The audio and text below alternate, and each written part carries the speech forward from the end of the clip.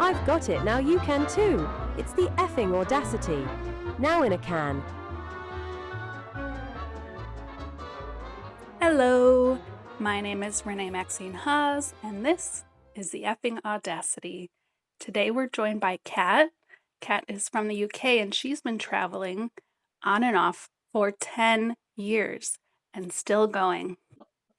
Kat, I want to ask you first, in your decade on and off of traveling, how many times have people asked you what your favorite country was? God, probably about 1,000. Literally everyone I speak to always asks me the same question, and I always give the same answer, being like, it depends what you're talking about or referring to. So if you was to ask me that now and you was a scuba diver, then I would probably say like the Philippines, for example, because that is one of my favorite countries. But if you don't scuba dive, then you're not going to like it. Quite often, probably every other person that I speak to. It's so true. I get that all the time, and I've been traveling for 2 years, and it's an impossible question. So take us back a little bit. So, how did you get inspired? Where did your desire to travel start? I think it was back in school when I was learning languages. So we was doing French and German in school, and I wanted to learn both of them at the same time. And there was also an option to do Spanish, Italian, and Chinese as like a hobby. So I done them all at the same time, which was really not good because I didn't really learn much because I was learning so many at once. But my theory on that was that I wanted to go live in different countries to then broaden my language and then become potentially like a bilinguist. So that's where it stemmed from. Also, probably the weather in the UK just not being that great. So I started traveling, but then kind of dropped the language side of things. And yeah, that's just the beginning of the roller coaster, really. And you started traveling quite young. I understand that originally you had this desire to go, but you were being held back with life situations. Can you tell me more about that? Yeah, for sure. So my dream was to leave school and then start traveling and learning languages and getting jobs abroad. And then I met someone, and I fell madly in love, or I thought I did. So we were together for like 3.5 years. We kind of it was quite strong. We were like moved in together, had a cat together, and he was a bit older than me, so he didn't want to travel. He didn't want to do much actually. So he held me back because obviously that wasn't his desire, and I was madly in love with him that I just stayed. And it wasn't until we split up that I was like, do you know what? I need to do what I want to do. And that's when it started. I think it's so common for people to hold themselves back from doing the things that they really want, whether it's travel or really anything else. They're afraid to do it alone.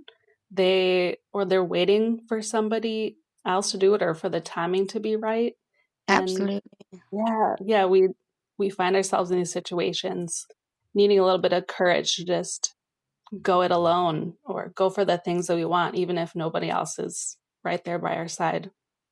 Absolutely. And I think that's the thing. You just have to think of your life in, like, say, 5 years' time. And do you see yourself with that person? And if that person loved you that much, they're going to want you to go explore and travel and do what you want to do, whether that was for them or not. Like, if they wanted to do it with you, great. But if not, then they should encourage you to do the things that you want to do. Like, you only have one life, so just live it to the best that you can. So your young age, you're doing this now solo. That's definitely a huge step in the direction of stepping out of your comfort zone. What did stepping out of your comfort zone look like back then at this younger age? And now you've been through it, you're a veteran.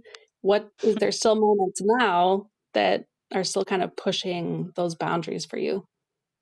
Yeah, like, don't get me wrong, I still get a little bit nervous leaving, like, England to this day, and I think the it's not being scared, it's just being, "Is my flight gonna be on time? Am I gonna make it there? Am I gonna make friends?"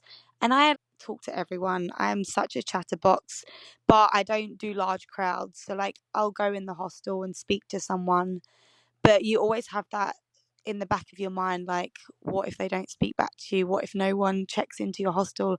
And it happens every time. And I've been traveling for like nearly 10 years, and you always meet people. And this is why I prefer actually solo traveling, because you can meet who you want. If you're a bit unsure on the person, or just, you don't click, you can always just, oh, have a good day, I'll see you later. And then obviously you're moving on and you don't have to stay with them. I do find that I'm still overcoming my, insecurities and comfort zone, but just do it, I think. And what's the worst that's going to happen? I think staying in hostels works really well for both introverts and extroverts. You're very extroverted Yeah. or incredibly social. I'm the opposite. I'm very introverted, and I found that the solo travel is great because I get all of this time to do the things on my own. But when I do want those moments to connect with people, it's so accessible. Yeah, and it's just there for you. Like you're not going out your way too much to find it. Like if you want to join in gatherings of an evening in a hostel, you can, and if you don't have to. Like no one's making you do anything you don't want to do. So true. And even outside of that, if you are not into hostels, but you still want to do solo travel, there's all these other ways as well to find connection, whether it's being on a group tour, whether it's like multiple day, or maybe you're doing day trips, or there's like apps and ways to meet up with Oh, some people, absolutely. even like use the dating apps just to like connect with locals. Oh, for sure. I like most of the people I meet are on that as well. So they said it works really well. I'm more of a person, like I like to just meet people when I meet them. I don't like doing the whole online thing, but that's just because I don't like going through internet and my phone. I just, if I see someone and I want to talk to them, I'll just talk to them. That's my extrovertness. That makes sense. And in a very natural flowing way, you don't really have to go out of your way all the time just to Yeah, find that connection. exactly. So I'm curious, was there a defining moment in your travel when, this you're a few years in probably already and you're like, "Oh, I want to do more." Was there a time when that turned into a lifestyle? Was there a moment where you thought, "Okay, I think this is my life, not, oh, I'm going to take some trips." Yes, I remember through COVID actually. So this is when it kind of like escalated because I was able to save a lot of money and I was just tired of working 24 hours a day and not getting any thanks for it. And I actually got signed off work because of stress and anxiety. And in that, so I was caring for disabled people. So as you can imagine, my job was really intense through COVID. And my whole life was always travel. Like I always worked 0 hours contracts. So I went away whenever I wanted to because my job I was in, I was able to just take off time whenever. And I got signed off work and I took a secret trip to Mexico and no one knew. Obviously my mum and my sisters, but I didn't post anything on socials. Like I no one at work knew. And I remember speaking to this girl in one of my hostels and I was telling her my situation and I was like, I'm gonna have to go back and I really don't want to. And she told me that she travels full time. And she just looked at me and was like, Kat, if you don't do it now, you're never gonna do it. And I literally got back from that trip and handed my notice in, like, and left 4 weeks later. And I just thought, what's the worst that's going to happen? Like, keep a bit of money aside as an emergency, as a backup. And that's what I always have in my mind. So whenever I do anything or get low on my savings or something, as long as I have a bit of money to aside to get me a flight home or to keep me going for an extra couple of weeks to find a job, then it works, you know? I think this is the perfect definition to the title of my podcast, The Effing Audacity. You had it. You're like, I'm going for it. You said, you know what? You're right. I can absolutely make this work. And I did, and I'm still doing it, you know? And I've had the best years of my life. Oh my God. How people are going to wonder, how are you doing this? My story was I was saving to buy a house and then I ended up taking that money to travel with. I had a tech job, multiple years of preparing, of saving for making that happen for me. But for you, you did it for 10 years. Your story is entirely different than me. So financially, how did you make this work? So I've always been a good saver. I've worked since I was 12, believe it or not, just through a family business. My mum always told me, save half, spend half. So then as I started earning more, I would always save, like pay my bills, save half of that already before I even touch anything, and then I play with the rest. So already I'm saving for my next travels. So I always worked so many hours, like most of the time in my caring job, I was over 100 hours a week just because I would take those 3, 4 months off a year unpaid. So I would work the extra, is it nine, 8 months to like full time. I wouldn't go out, I wouldn't spend any money, I wouldn't get my hair done, I wouldn't get my nails done. And a lot of people wouldn't like that and couldn't do it. But then I would have 4 months traveling the world, being unemployed and drinking sangria every night, you know? So that's how it worked for me. Again, like I said previously, through COVID, it was a good time for me to save money as well because we couldn't spend anything. And then I just started finding jobs seasonal. So I volunteer in a lot of hostels around the world because that saves me a lot of money. Some hostels give you food, so obviously you're then not spending as much on food. And then seasonal work. So I've done like a ski season in Japan. I'm actually heading to Canada this winter to do another season. So then obviously I'll be able to save a bit more money. And I'm currently work at a summer camp, which is my fourth year of doing this too. So I don't spend any money whilst I'm working. Well, not much anyway. And then I save that to then spend on my next lot of travels. And believe it or not, you don't actually need that much money to travel because if you're working or volunteering, you get your accommodation paid for. So that's a chunk of your money already saved. I think you highlighted something that's really important and universal, whether your dream is to travel or to start a business or whatever it is that you have ambition for. Sometimes it requires sacrifice. In your case, it was okay, when I'm working, I'm working. I'm not spending because your Mm. dream is to be out and seeing the world. And I think that's really inspiring for anybody that wants to do something greater with their life, that it does require some of that commitment. Oh, absolutely. I was in the same similar situation to you as well, like years before when I was with my ex boyfriend.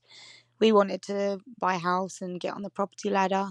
And that's what the money was for originally. Obviously, I didn't have loads, but that was our dream, whilst I was with him. And it just didn't work. And I didn't want to pay a mortgage for the rest of my life. I wanted to see the world and like you're not gonna regret traveling. And if it isn't for you, you can always just get a flight home and then start getting a mortgage or, you know, opening up your own business. It's been a great experience for sure. It is interesting how in life sometimes we can be it seems like sometimes we're forcibly guided into a direction, and sometimes it just flows and it comes natural when we follow our intuition. I Yeah. was curious, what is your relationship to your intuition and how has it guided you through your travel journeys? So a bit like you said, like we're very much society these days, like it's find someone, get married, have kids, buy a house, blah blah blah. And that just wasn't for me. I've always been very spiritual. I always think that, you've got to do what you want to do. And my dream was to travel. Like my family didn't really agree with it for the first maybe 6 years of my life. They were like, when are you going to come back and settle down and get a proper job? And it used to really upset me because I'm like, I don't want to do that. Like, I want to tick off and see as many countries as I can before I can't anymore. And it wasn't until COVID actually that, unfortunately, a lot of people passed away that my family knew. And from that moment onwards, it was my mum actually told me for the first time in a long time that she was proud of me and so happy that I was doing what I loved. And she, since then, has never told me to come back and get it. Of course, she misses me, but she doesn't nag about me settling down or getting a proper job anymore because she knows I'm so happy doing what I'm doing. And life is so short that just do what makes you happy and don't listen to anyone else. Like, it's your life that you're living, not like your parents. So That's so well said and so beautiful that you finally got that support. I'm sure finally, that, yeah. yeah. But now it's funny because every time I speak with my mum on the phone, which is quite often, maybe like twice a week, she's always like, I'm so proud of you. And I'm like, it touches my heart every time because I'm like, I'm so glad I stuck at it.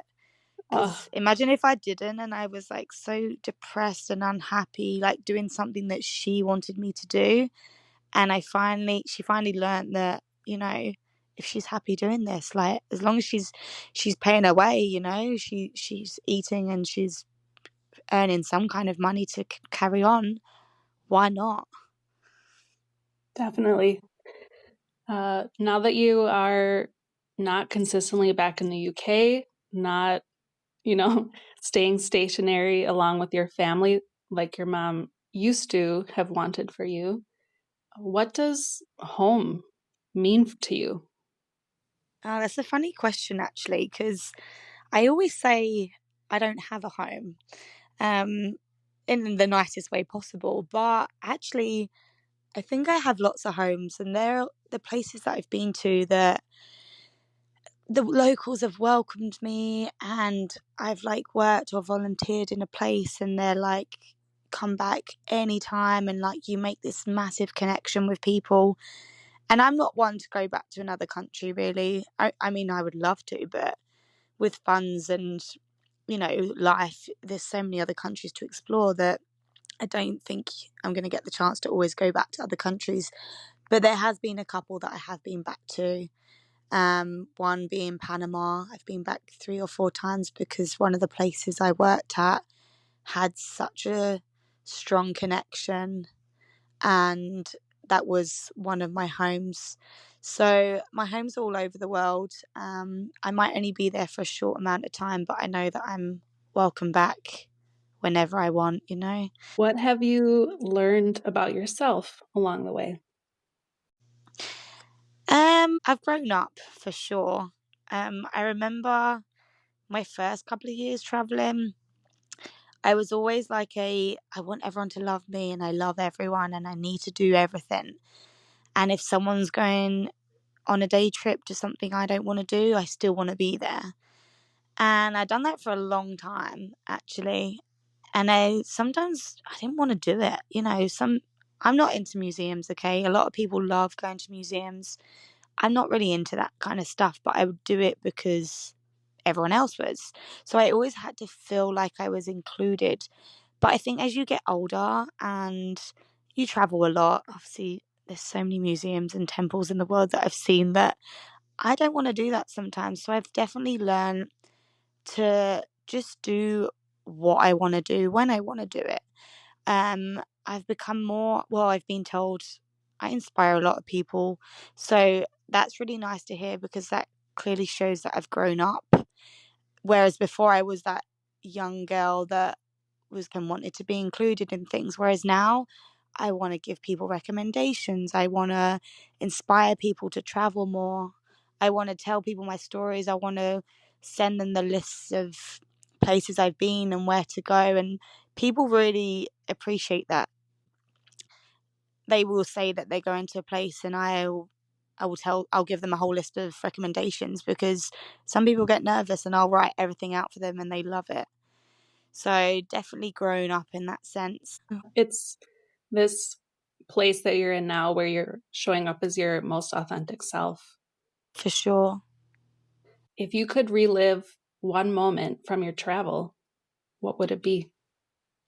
Ooh, that's a really tricky question because I've had the best 10 years of my life. But if I had to pinpoint something, there's two occasions actually. It's the same trip. I went to Africa on like a safari tour and we went through like 7 different countries and 2 of them being Namibia and I think the other one, I've done so many. I think the other one was Botswana.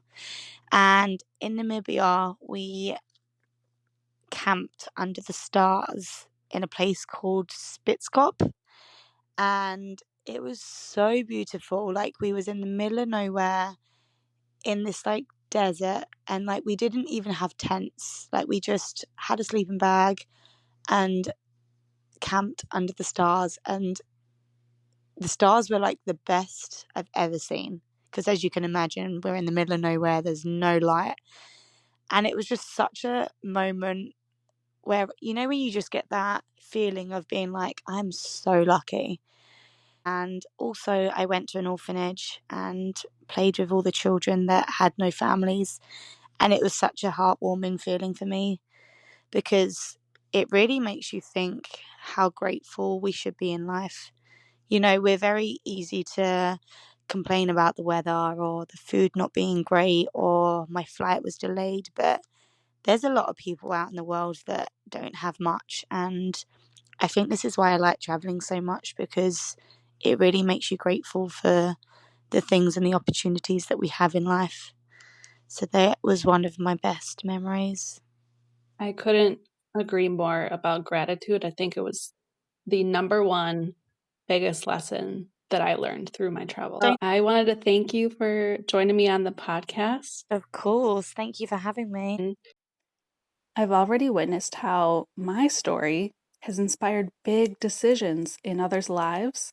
And by sharing this podcast, you're helping these messages reach those who are on the cusp of their next soul driven journey. It's exciting to know that if you share this podcast, it will, without a doubt in my mind, lead to great joy in someone's life. Be a part of creating a ripple effect that inspires the world to have courage and live authentically.